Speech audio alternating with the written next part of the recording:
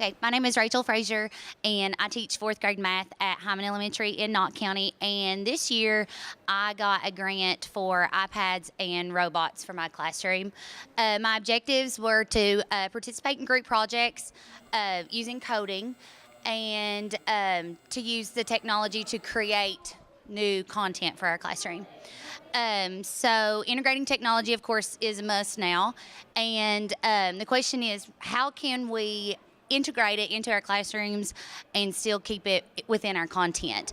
And so often we think, what can they come out with next? And I am not the most tech savvy person out there, but the more I think about it, the people who are creating our next technology are sitting in our very own classrooms.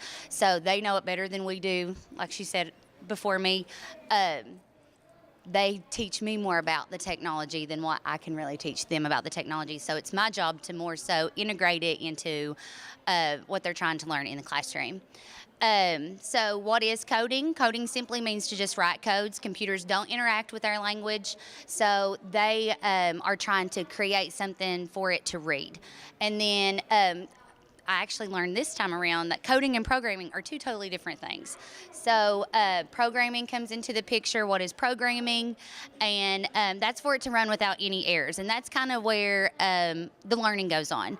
When they start programming, they're figuring out, well, that didn't work. We got to do something different. So the programming is what I really liked about it.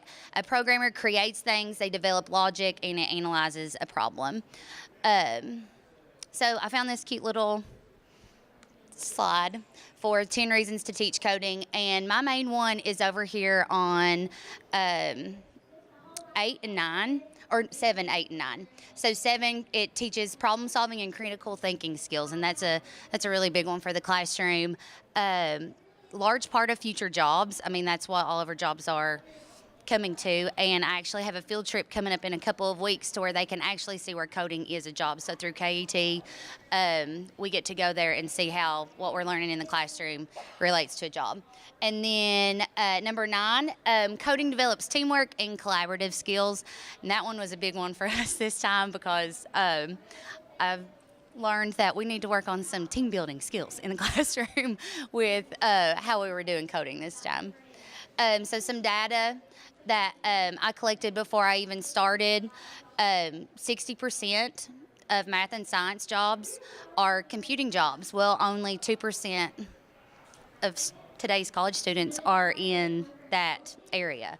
So, and over here, the 1.4 million computing jobs, but there's only 400,000 computer science students. So that was like a big wake-up call. Like we're not reaching those kids with the potential amount of jobs that we have in coding.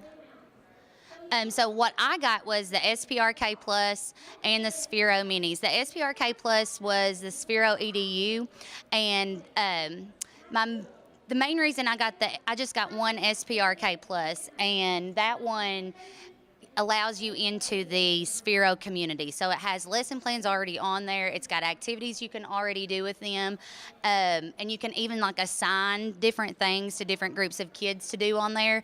And then the Sphero Minis was kind of more of the fun things. And I'll get into that on my next slide. But the Sphero Minis, I got enough of those for each of my groups in my classroom. I have 6 tables. So I got 6 Sphero Minis and then one of the SPRK Pluses and 2 iPads to go with them all.